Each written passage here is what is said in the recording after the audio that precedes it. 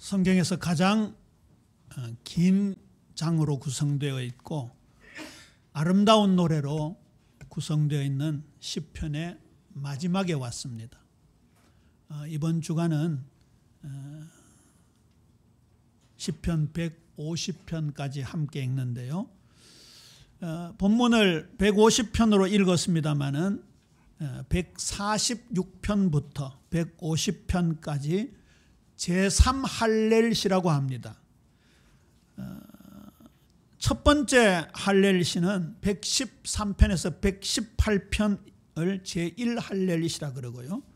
136편 기억나시죠? 여호와께 감사하라 그 인자심이 영원함이로다가 계속 반복되어지는 그 시편이 대할렐시입니다.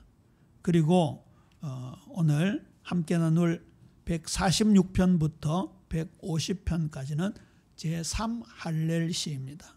할렐루야라고 할 때는 여호와를 찬양하라라는 명령형이지만 할렐이라고 할 때는 찬양을 뜻합니다.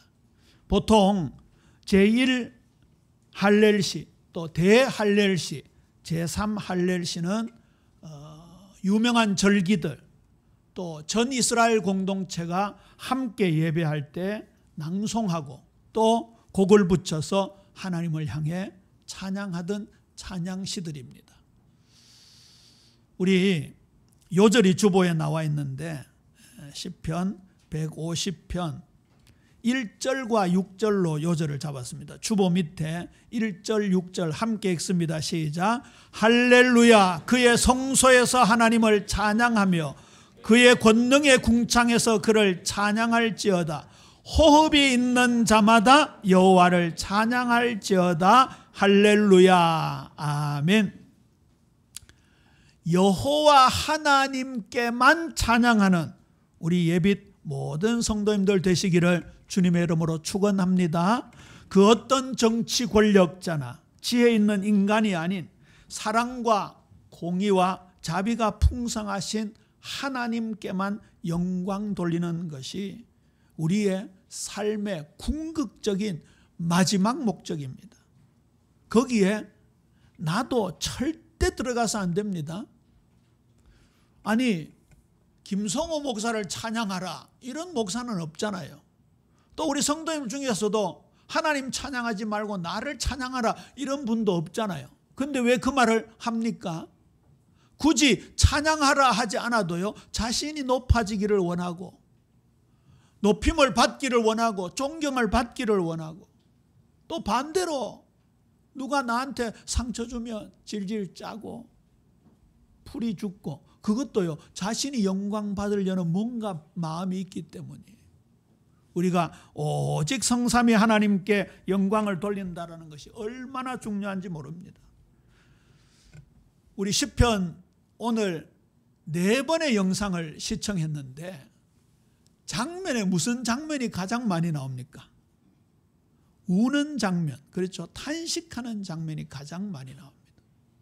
그런데 오늘 146편부터 150편까지 포함되어 있는 마지막 5권은 하나님께 경배와 찬양으로 영광 돌리는 것을 끝맺히고 있죠. 하나님은 이스라엘과 인류의 전 역사와 전 우주를 다스리십니다. 특히 오늘 146편에서 150편까지 보면 내가 찬양합니다. 우리 민족이 찬양합니다. 지금으로 적용하면 우리 교회가 찬양합니다. 그리고 온 우주 만물을 향하여 여호와를 찬양하라 선포하고 있습니다. 그리고 오늘 마지막 나를 포함해서 호흡이 있는 자마다 여호와를 찬양하라 외치고 있습니다.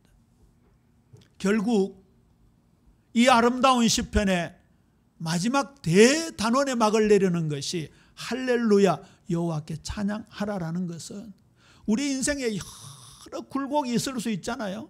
지금 아마 혼자 남모르게 눈물을 흘리는 분들도 있을 수 있을 것이고 지지난주에 이 영상에서 스마일 마스크 증후군의 모습을 보여줬잖아요. 늘 웃는 모습으로 가면 쓰고. 이 사람이 살다 보면 필요할 때가 있죠. 내가 마음에 나오는 대로 다 표현하면은 이 세상이 얼마나 험하겠어요. 때로는 우리가 절제하는 면에서 내 속을 감추고 그렇게 하지만, 그러나 참 어쩔 수 없이 나오는 그런 아픔들이 있습니다. 다른 사람의 아픔보다도 내 아픔이 훨씬 더 아프고요. 이번 주간에도 어느 분을 만났습니다마는 진짜 극한 고통 속에 계시더라고요. 오늘 우리 성도님들의 상황이 아픔이고 탄식이든지 슬픔이든지 분노든지 서로 간에 어떤 갈등이든지 경제적인 어려움이든지 오늘 말씀을 통해서 완전한 해답을 얻는 축복이 있게 되기를 주님의 이름으로 축원합니다. 첫 번째입니다. 우리의 찬양을 받으시기에 합당하신 하나님입니다.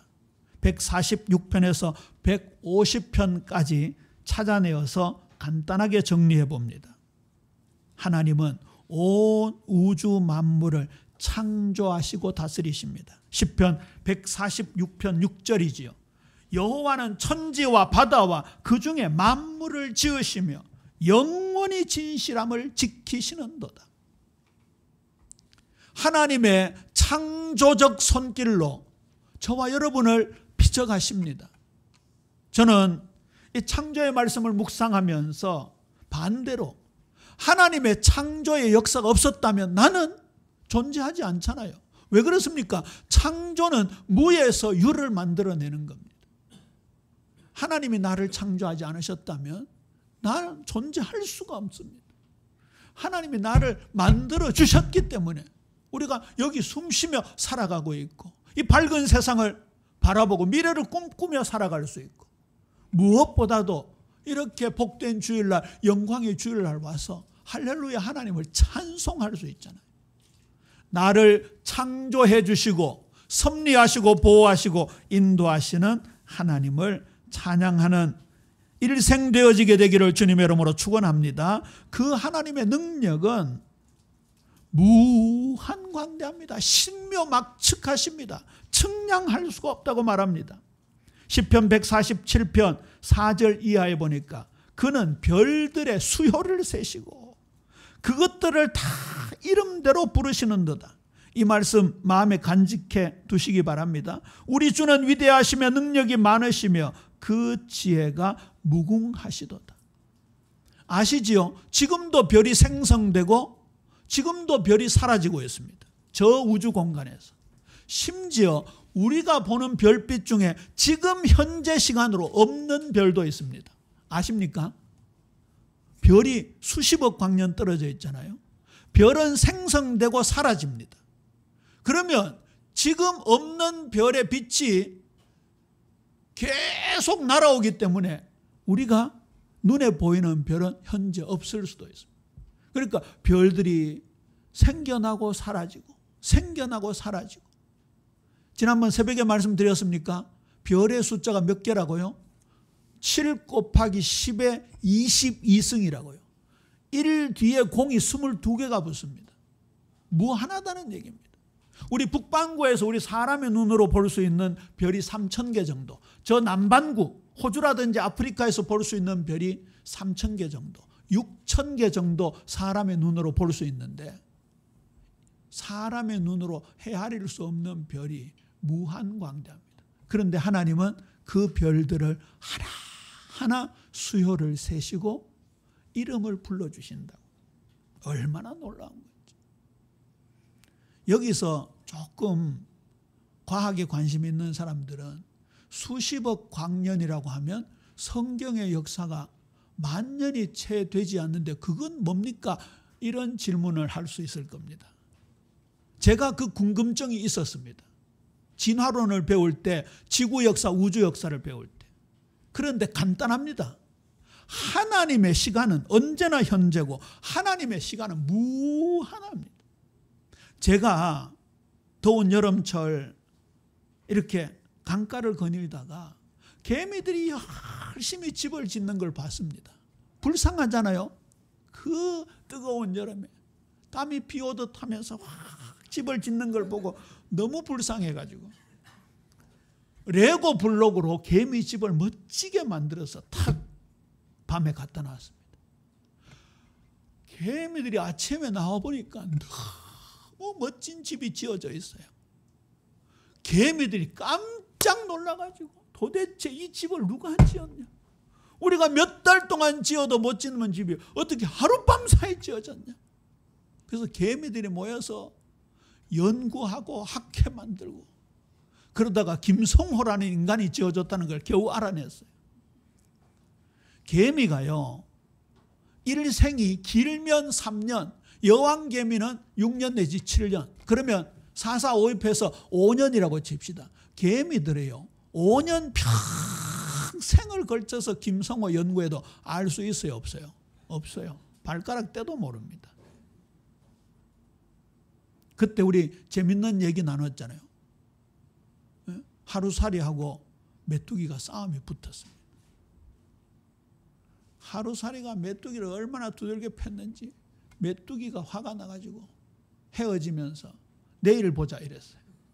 그랬더니 하루살이가 내일이 뭔지 몰라. 우리가요, 하나님의 시간을 알 수 없습니다. 하나님은 순식간에 25억 년 광년, 1300광년을 순식간에 만들어버립니다. 저와 여러분은 태초에 하나님이 천지를 창조하시니라, 그 66권의 첫 들머리를 그냥 믿기를 주님의 이름으로 권면합니다. 믿어야 합니다. 자연을 주관하시고 동식물들을 먹이신다고 말씀하십니다. 그가 구름으로 하늘을 덮으시며 땅을 위하여 비를 준비하시며 산에 풀이 자라게 하시며 들짐승과 우는 까마귀 새끼에게 먹을 것을 주시는다. 참새 한 마리도 하나님의 허락이 없이는 땅에 떨어지지 않습니다.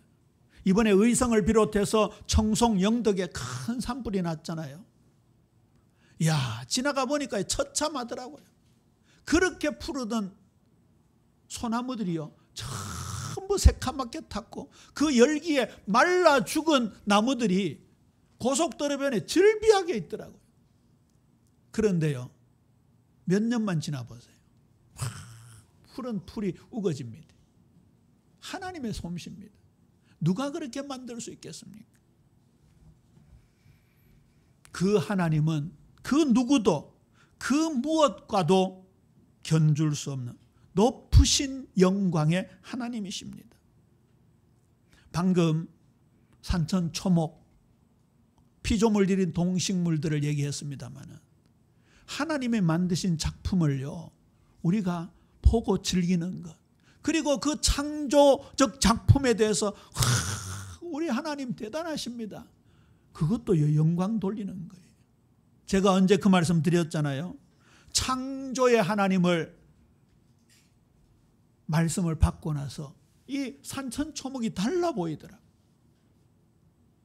전에는 태양이 떠오르는가 보다, 달이 떠오르는가 보다, 나무가 푸르구나, 좋아봐야 이야 아름답다. 그런데 지금은요, 하나님의 창조적 손길이 엄청나구나. 거기다가 사람을 봐도 하나님이 창조하신 작품이에요. 그 눈길이 누구를 향합니까? 나를 향합니다. 하나님이 나를 만드셨어요. 그 창조의 능력은 무엇과도 견줄 수 없는 위대하시고 위대하신 하나님이십니다. 두 번째 대지는요, 그라고 있죠. 그 위대하시고 그 광대하신 그 하나님이 나를 사랑하신다. 그러면 나를 사랑하신다. 너무나 크고 위대하시고 무소부지하시고 전지전능하신 그 하나님이 나와 가까이 하신다. 누구로요? 이 시편에 그렇게 많이 예언된 메시아 예수님으로 나와 함께 하십니다. 사실 이 리딩지서에 나오는 영상의 그 퀄리티는 그렇게 높지 않잖아요.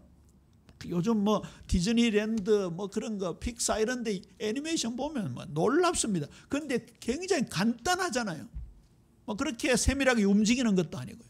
근데 아까 할아버지 한 명이 이렇게 했는데 누가 싹 나타나서 안아줍니까? 예수님이. 저는 그때부터 요 가슴에 약간 눈물이 나가지고요. 아까 하박국 성경 보는데도 포도나무도 없고 무화과 열매도 안 열리고, 요즘 말로만 하면 뭐예요? 통장에 돈도 없고 자가용도 없고 남 있는 아파트도 없고 주머니 돈도 없고. 그런데 누구로 말미암아 기뻐한다고요? 여호와로 말미암아, 나를 구원하신 하나님으로 말미암아 기뻐한다. 우리 상황과 환경과 문제는 때로 하나님이 그냥 두실 때도 있습니다. 내가 변해야 되죠. 나를 이렇게 해주신다고요. 억눌린 자를 위로하시고 맹인의 눈을 열어주신다고요. 시편 146편 7절 8절입니다. 억눌린 사람들을 위해 정의로 심판하시며 줄인 자들에게 먹을 것을 주시는 이시로다. 여호와께서는 갇힌 자에게 자유를 주시는도다. 여호와께서 맹인들의 눈을 여시며 여호와께서 비굴한 자들을 일으키시며 여호와께서 의인들을 사랑하시는도다. 이사야 말씀을 인용했겠죠. 예수님도 이사야 말씀을 인용했습니다. 누가복음 4장 18절에서 19절 말씀입니다. 우리 주님 예수님이 나를 위하여 이렇게 오셨습니다. 누가복음 4장 18절 19절 함께 읽습니다. 시작. 주의 성령이 내게 임하셨으니 이는 가난한 자에게 복음을 전하게 하시려고 내게 기름을 부으시고 나를 보내사 포로된 자에게 자유를, 눈먼 자에게 다시 보게 함을 전파하며 눌린 자를 자유롭게 하고 주의 은혜의 해를 전파하게 하려 하심이라 하였더라. 할렐루야. 나를 대입해 보세요. 무엇에 포로되어 있습니까? 무엇에 눌려 있습니까? 누가 나를 사로잡고 있습니까? 우리 주님 예수님이 자유를 주신다, 해방을 주신다 약속하십니다. 어디에 눈이 멀어 있습니까? 컴맹, 폰맹, 요즘 무슨 맹이 있다고요? 챗맹이 있다고요. 다른 거 몰라도, 글 몰라는 문맹이라도, 컴퓨터 못하는 컴맹이라도, 더군다나 우리 성도는 아직 챗 GPT는 가까이 안 왔겠죠. 챗 GPT 모르는 챗맹이라도. 무슨 맹 되면 안 돼요? 영맹 되면 안 돼요. 영맹 되면. 그 영적인 맹인의 눈을 주님이 열어주신다고요. 주님이. 주의 은혜의 해를 전파하신다고요. 그 예수님이 상심한 자들의 상처를 싸매어 주신다고요. 얼마나 세밀하시고 얼마나 가까이 오십니까? 시편 147편 1절에 보면 할렐루야, 우리 하나님을 찬양하는 일이 선하며 찬송하는 일이 아름답고 마땅하도다. 하나님 찬양하는 일이 선하고 하나님을 찬양하는 일이 아름답다고요. 선할 선자 아름다울 미자. 박선미 장로님이 여기서 이름을 땄습니까? 우리 지난주일 등록한 박선미 장로님 이름이 진짜 좋네요. 그렇죠? 선할 선자 아름다울 미자. 그 다음에 3절에 보세요. 상심한 자들을 고치시며 그들의 상처를 싸매시는도다. 우리가 의사 선생님의 도움을 받아야지요. 우리 지금 성윤이가 팔에 지금 기부스를 하고 있잖아요. 저 진짜 감사하고 다행이지. 차하고 부딪혀가지고 저는 멀쩡하게 살아있어요. 근데 뼈가 부러졌어요. 의사 선생님들이 뼈를 이렇게 맞춰가지고 기부스하고 되게 심하면 철심도 받고 그러잖아요. 근데 그 뼈와 뼈 사이에 진액이 나와서 붙는 거는 누가 하시는 거예요? 하나님이 하시는 거예요. 여기 꼬맨 살을 붙이시는 건 하나님이 하시는 거예요. 정신세계도 마찬가지입니다. 약의 도움을 받으셔야 돼요. 그런데 우리의 근본을 바꾸시는 이는 하나님이세요. 하나님이세요. 아까 별의 수효를 세시고 그 이름을 부르신다는 사실을 마음에 간직하라 했죠. 그 별들의 이름을 부르듯이 나의 이름을 우리 주님 예수님이 불러주십니다. 요한복음 10장 3절에 보세요. 양의 문 되시는 그 예수님을 말하잖아요. 문지기는 그를 위하여 문을 열고 양은 그의 음성을 듣나니 그가 자기 양의 이름을 각각 불러 인도하여 내느니라. 성호야 부르신다고. 예? 성윤아 부르신다고. 우리 주님 예수님이 한 사람의 이름을 부르신다. 그리고요, 오늘 조금 강조하고 싶은 말씀이 시편 147편 15절입니다. 우리 시편 147편 15절입니다. 함께 읽습니다. 시작. 그의 명령을 땅에 보내시니 그의 말씀이 속히 달리는 도다. 저는 시편 창세기 1장 2절에서 3절이 떠오르더라고요. 땅이 혼돈하고 공허하며 흑암이 깊음 위에 있고, 거기에 하나님이 이르시되 말씀을 선포하시잖아요. 빛이 있으라 명령형이잖아요. 하나님이 말씀으로 명령을 보내시는데 그 말씀이 속히 달리는도다. 여기 말씀은 하나님의 창조적 명령, 눈을 열어주시는 계시, 능력 있는 말씀을 가리키고 있고요. 보내신다라는 말은 하나님의 주도적인 행동을 말하고 있습니다. 하나님의 말씀은 수동적인 개념이 아니라 파송되는 능력체로 묘사하는 거지. 속히 달리다라는 것은 군대처럼 빠르게 정복하듯이 하는 군대 용어입니다. 즉각적인 효력과 신속한 성취를 강조하고 있습니다. 이 시편 147편은 바벨론 포로기 이후에 하나님을 찬양하는 시인데요, 하나님의 전능하심과 자비하심을 강조하는 내용이지요. 오늘 이 15절 말씀은 특별히 하나님은 말씀으로 세계를 창조하시고 다스리신다는 주제를 보여주고 있습니다. 하나님의 말씀은 단순한 소리가 아니죠. 하나님의 말씀은 능력 있는 존재요. 하나님이 말씀하시면 그 말씀은 즉시 실행되어 현실을 바꾸십니다. 우리 욥기서 나누면서 주님의 하나님의 창조적 손길로 우리를 빚어나가시는, 아름답게 만들어 가시는 하나님을 바라보자는 말씀 나누었는데요. 이 하나님의 말씀의 능력은 창조의 순간, 자연의 운행, 역사적인 사건들, 특별히 구속사의 행위를 하나님의 통치 방식으로 표현하는 것이 이 하나님의 말씀인 겁니다. 그 말씀이 나를 향해 지금 달려오고 있습니다. 혼돈하고 공허한 그 상황을 하나님은 창조의 질서로 바꾸어 주셨습니다.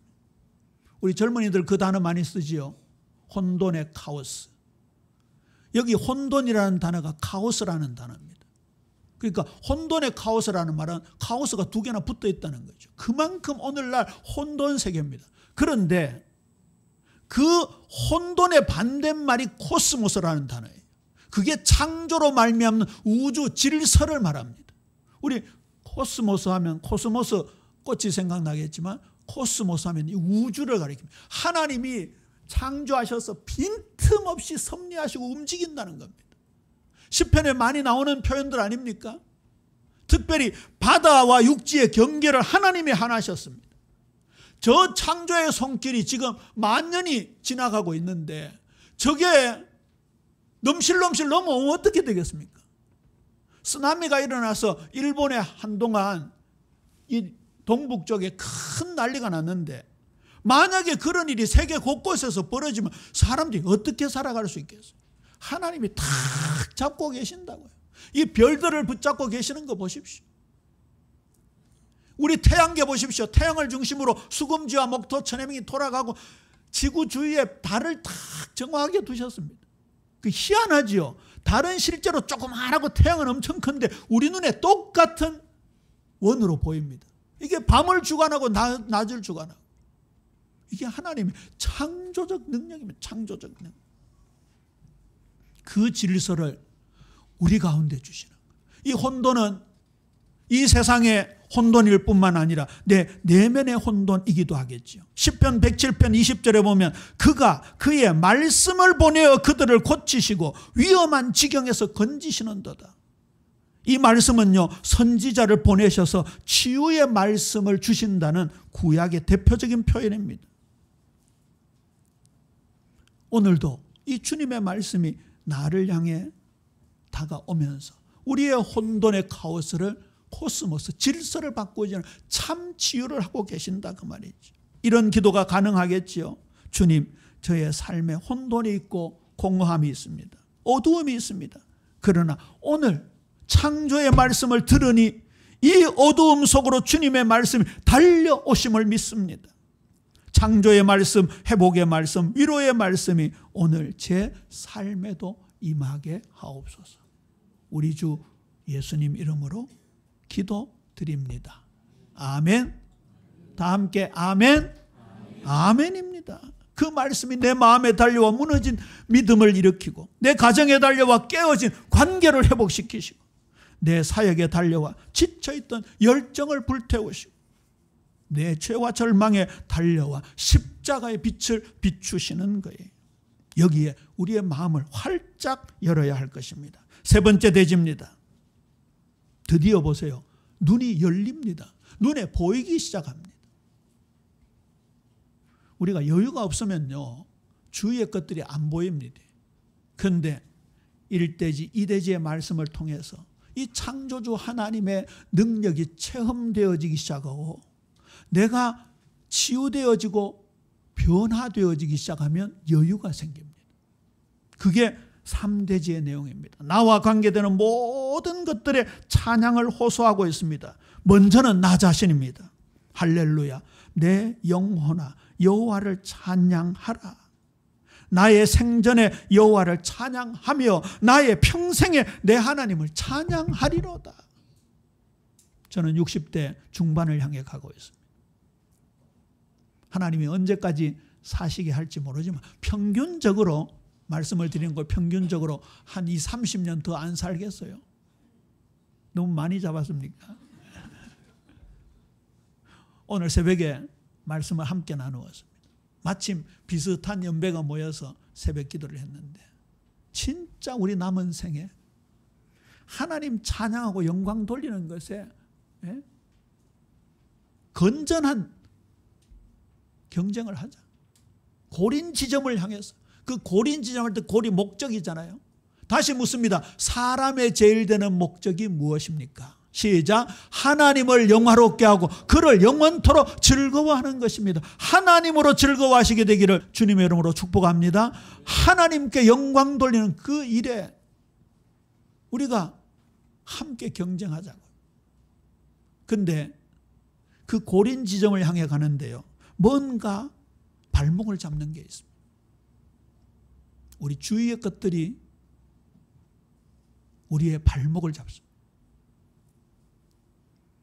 과거의 상처, 그 상처가 너무 깊은 트라우마, 어찌할 수 없는 부분이지. 하나님을 영화롭게 하고 그를 영원토록 즐거워하는 건데, 즐거움의 반대가 뭡니까? 슬픔입니다. 아픔입니다. 고통입니다. 근데 거기에 천착해 있으면, 거기에 묶여 있으면 전진할 수가 없습니다. 우리가 정말 회개해야 된다는 말이 뭘까요? 점점 주님을 향해 진보해 나가는 거잖아요. 이제 더 이상 옛 상처에 묶여 있는 것이 아니라 답을 얻고 나아가도록 하나님이 주일마다 말씀을 주신다면 그 말씀을 우리가 마음을 활짝 열고 모셔드려야 할 것입니다. 하늘과 땅과 모든 것에서 하나님을 찬양하라 외치고 있습니다. 멈추어 서서 한번 하늘을 바라봅니다. 하나님의 창조의 작품을 음미합니다. 하나님을 즐거워하는 것이지. 감히 하늘의 천군과 천사를 향하여 찬양하라 명령하고 있습니다. 그의 모든 천사여 찬양하며 모든 군대여 그를 찬양할지어다. 이게 눈에 보여야 하는 것이죠. 바울은 3층 천을 체험했습니다. 하나님의 세계를 체험했습니다. 지난번에 말씀드렸죠. 우리도 그런 거 보여주시면 믿겠습니다. 성경에 있습니다. 성경에. 하늘의 영광이 쫙 펼쳐져 있습니다. 바울 시대에는요, 신약 성경 완성이 안 됐습니다. 우리는 더 축복받았습니다. 더 축복. 여러분, 이게 창세기부터 요한계시록 거기다가 찬송가까지 붙어 있는 거, 이걸 이렇게 한 손에 들고 다닌다. 이게요, 어느 시대에 있었습니까? 요즘 젊은이들이 여기 다 들어있습니다. 여기 다. 그런데도 주일 예배 맞지만 성경책가 잘 읽으라고. 세상에서 내 마음대로 놀고. 얼마나 이 속에 다 있다니까요. 계시록 쫙 펼쳐보세요. 계시록에 하나님의 영광이 가득 차 있습니다. 그걸 우리가 눈을 열고 보면요, 오늘 이 시인의 이 외침이 이해가 될 거예요. 초청의 범위가 점점 넓어지죠. 148편에 보면 창세기 1장의 창조 순서부터 쫙 노래합니다. 집에 가서 읽어보시기 바랍니다. 해와 달과 별들, 하늘의 하늘, 물과, 우리 날씨 뉴스에 많이 등장하는 거 다 나옵니다. 구름, 우박, 번개 다 나옵니다. 다 나옵니다. 산의 나무, 길짐승, 날짐승, 곤충, 왕들, 백성들, 남녀, 노유, 이 창조의 세계가요 쫙 펼쳐져 있는데, 이게 뭐랄까요, 오케스트라처럼요 막 같이 찬양하는 거예요. 거기에 내가 속해서 하나님을 찬양하는 거예요. 온 우주가 교향곡처럼 들리지 않습니까? 그 일부를 가지고 음악을 만드는 데도 사람의 심금을 울립니다. 비발디의 사계라고 있죠. 봄, 여름, 가을, 겨울. 인간의 고통을 표현한 거겠지만 베토벤의 운명교향곡, 전원교향곡, 별게 다 있잖아요. 그게 얼마나 사람의 심금을 울립니까? 그런데 온 우주가 하나님을 향해 찬양하고 있습니다. 그리고 보세요. 우리 민족이, 우리 교회가 구원의 하나님을 찬양합니다. 할렐루야, 새 노래로 여호와께 노래하며 성도의 모임 가운데서 찬양할지어다. 여기 새 노래는 새로운 작사 작곡의 노래가 아닙니다. 새 마음입니다. 새 마음. 아까 날마다 숨쉬는 순간마다 우리 불렀잖아요. 이거 옛날에 우리 얼마나 많이 불렀는 건지 모릅니다. 지난 주간에 친구의 고백, 아름다웠던 지난 추억들. 요한의 아들 시모나, 우리 수십 년 전에 불렀던 건데 마음이 새로워지면요, 그 노래가 새롭게 들려집니다. 해 아래 무슨 새 것이 있습니까? 우리가 아무리 아름답게, 선율을 아름답게, 곡조를 희한하게 만들어도 하나님의 성에 차겠습니까? 우리 중심이 중요한 거죠. 그 내용이 쫙 나옵니다. 특히 여기 성도는 하시드라는 히브리어인데요, 여호와를 사랑하는 자, 여호와의 사랑을 받은 자, 그 말입니다. 또 반대로 주님의 말씀의 규례를 순종하는 자, 그런 뜻입니다. 성도의 모임 가운데서 찬양할지어다. 그러니 오늘 이 복된 주일, 영광의 주일이 얼마나 중요한지 말씀을 맺습니다. 시편 150편으로 말씀을 맺습니다. 호흡이 있는 자마다 여호와를 찬양할지어다. 그 호흡이 어디서부터 온 거예요? 하나님의 생기에서부터 온 겁니다. 창세기 2장 7절, 여호와 하나님이 땅의 흙으로 사람을 지으시고 생기를 그 코에 불어넣으시니 사람이 생명이 된지라. 여기 생기라고 할 때 히브리어 단어가 네페시라는 단어입니다. 이게 루아흐라는 단어와 서로 교호적으로 사용되는 단어예요. 우리 성경에는 영혼 이렇게 번역되어 있는데 사실 히브리 개념은 그냥 같이 쓰는 거예요. 우리가 얼굴, 낫 같듯이요. 그런데 보세요. 루아흐, 바람 부는 소리가 들리죠. 네페시, 하나님의 생기. 근데 헬라어도 또 비슷해요. 푸뉴마, 푸시케, 이렇게 바람, 하나님의 바람. 욥이요 27장 3절에 나의 호흡이 아직 내 속에 완전히 있고 하나님의 숨결이 아직도 내 코에 있도다 고백하고 있습니다. 그러면 호흡이 있는 자마다 여호와를 찬양하라는 말은 뭡니까? 내 호흡이 사라지고 내 몸이 멸절되는 그날까지 아닙니까? 일생 영원토록 그날까지. 거기다가 저 천상에 가서도 하나님 찬양하잖아요. 하나님 찬양이 진짜 우리의 최고의 목적입니다. 단도 직입적으로 얘기해서 옛날에 전도 많이 들었습니다만, 전도해서 그 사람이 하나님 자녀되게 하는 거예요. 그 사람 하나님 찬양하도록 만드는 거예요. 하나님 찬양하도록. 이사야 43장 7절에서는 더 선명하게 말씀하고 있습니다. 내 이름으로 불려지는 모든 자, 곧 내가 내 영광을 위하여 창조한 자를 오게 하라. 그를 내가 지었고 그를 내가 만들었느니라. 21절입니다. 이 백성을 내가 나를 위하여 지었나니 나를 찬송하게 하려 합니다. 다시 시편 150편으로 갑니다. 보세요. 할렐루야, 그의 성소에서 하나님 찬양하라. 그의 위대하심을 찬양하라. 3절에 나팔 소리로 찬양하며 비파와 수금으로 찬양할지어다. 소고치며 춤추어 찬양하며 현악과 퉁소로 찬양할지어다. 저는 어릴 때 나팔 소리로 찬양하라는 게 좀 이해가 안 되더라고요. 왜냐하면 나팔은, 퉁소는 연주를 어떻게 합니까? 입으로 불어서 하잖아요. 입으로 이렇게 입으로 불어서 하잖아요. 입으로 불어서 연주하면 말로 찬양을 못 하잖아요. 그래, 이거는 좀 찬양이 되는가 이런 생각이 들더라고요. 근데 신학을 하면서 주석을 찾아보니까 궁금증이 해결됐어요. 전인격으로 찬양하는, 전인격으로 우리 중심으로 찬양하는 거예요. 그 뒤에는 보세요, 몸으로 찬양하는 것까지 나오잖아요. 여기 나팔은 나팔이고 비파는 현악기를 말하잖아요. 아까 그림에 여러 명이 모여서 갑자기 찬양하는 장면으로 확 전환되어지는데 맨 앞에 있던 아주머니가 손에 뭘 들고 찬양합니까? 그런 거 세밀하게 보셨죠? 기타를 들고 찬양, 기타를. 기타가 우리 교회에 들어올 때요, 보수적인 꼴통 장로님들이, 꼰대 장로님들이 저거는 사탄 악기라고 막 그렇게 주장하고 못 들게 한 적이 있어요.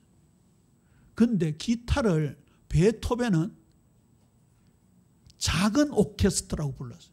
슈베르트는요, 그 음악이 멀리 간다라고 얘기했어요. 그러면 뭐 해야 됩니까 하니까 그 꼰대 장로님들이 피아노만 쳐야지 이랬습니다. 근데 중세교회 때 오르간에서 피아노로 넘어올 때요, 그때도 귀신악기라 그랬어요. 여기 화원 사문진 나루터에 우리나라 최초로 피아노가 들어왔잖아요. 1900년도에 들어왔습니다.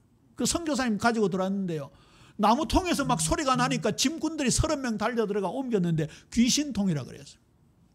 근데 그 고전적인 피아노도 처음 나올 때는 귀신악기라 그랬습니다. 뭐만 사용해야 된다 그랬습니까?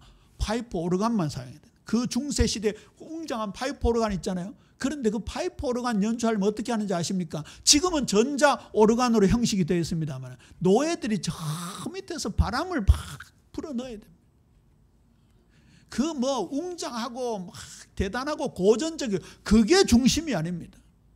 아까 여기 재금은 뭐예요? 저거 심벌주입니다. 작은 재금 쟁쟁쟁 하는 거 우리나라는 깽가리 같은 거고, 큰 재금은요 막 심벌주 광 울리는 걸, 그런 걸 말해요. 문제는 그 악기를 누가 가지고 있느냐. 랩으로 찬양할 수 있을까요? 없을까요? 있습니다. 레게, 재즈, 트로트 찬양할 수 있을까요? 없을까요? 구자흥 목사 있잖아요. 구자흥 목사. 얼마나 신나게 찬양하는지. 장르가 중요한 게 아닙니다. 우리 중심이 중요한 겁니다. 우리 사랑하는 예빈 모든 성도님들, 정말 이 중심 가지고 하나님 찬양하는, 호흡이 있다면 여호와를 찬양하라. 살아있다면 하나님을 높여라. 마음이 있다면 하나님께 감사하라. 삶이 있다면 주님께 나를 드려라. 이 시편이 전체가 고백이 찬양입니다. 삶의 끝은 찬양이요, 영혼의 시작도 찬양입니다.